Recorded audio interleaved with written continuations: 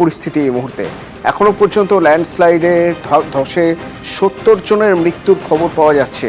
পরিস্থিতি এমনই যে আগামী দুদিন অর্থাৎ আজ এবং আগামীকাল এই দুদিন শোক ঘোষণা করা হয়েছে রাজ্যের তরফে, কেরলের তরফে।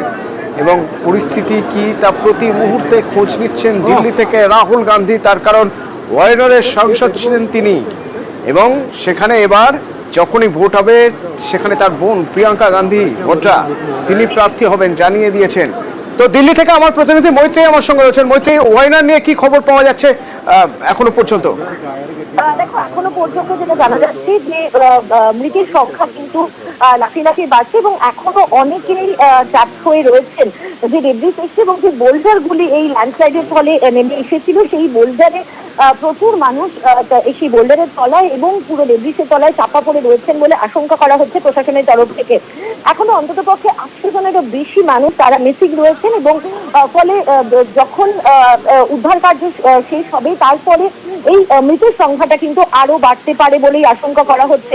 ইতিমধ্যে আর্মির তরফ থেকে কন্ট্রোল সেন্টার কালিকাতে এস্টাবলিশ করা হয়েছে, সেখান থেকে আর্মি নামানো হয়েছে এবং নেভির একটি 50 জনের টিম তারাও নেমেছেন ঘটনাস্থলে উদ্ধার কার্য করার জন্য। কিন্তু যেখানে মূল সমস্যাটা হচ্ছে যে এখনো আবহাওয়া এবং পরিবেশ সেখানকার খুব বেশি উন্নত হয়নি, যার ফলে উদ্ধার কার্য কিছুটা হলেও বিঘ্নিত হচ্ছে। ইতিমধ্যেই প্রধানমন্ত্রী নরেন্দ্র মোদীর তরফ থেকে ঘোষণা করা হয়েছে 2 লক্ষ টাকা করে ক্ষতিপূরণের, যারা মৃত হয়েছেন তাদের পরিবারের জন্য। অমিত শাহ তরফ থেকে দিল্লি থেকে খোঁজ নেওয়া হয়েছে এবং সমস্ত রকমের কেন্দ্রের তরফ থেকে অ্যাসিস্ট্যান্স দেওয়ার আশ্বাস দেওয়া হয়েছে কেরালা সরকারকে। তুমি যেমনটা বললে যে কেরালার সরকার আগামী 2 দিন রাজ্যের তরফ থেকে শোক জ্ঞাপনের জন্য 2 দিন স্টেট মোর্নিং এর কথা ঘোষণা করেছেন। রাহুল গান্ধী তিনিও ওয়েনারের পথে তিনি এগোচ্ছেন এবং তিনি ওয়েনার যাচ্ছেন।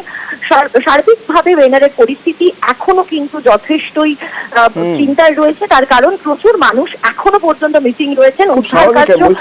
এখনো যে পরিমাণ বৃষ্টি হচ্ছে সেই বৃষ্টিতে উদ্ধার কাজে যথেষ্ট বেগ পেতে হচ্ছে।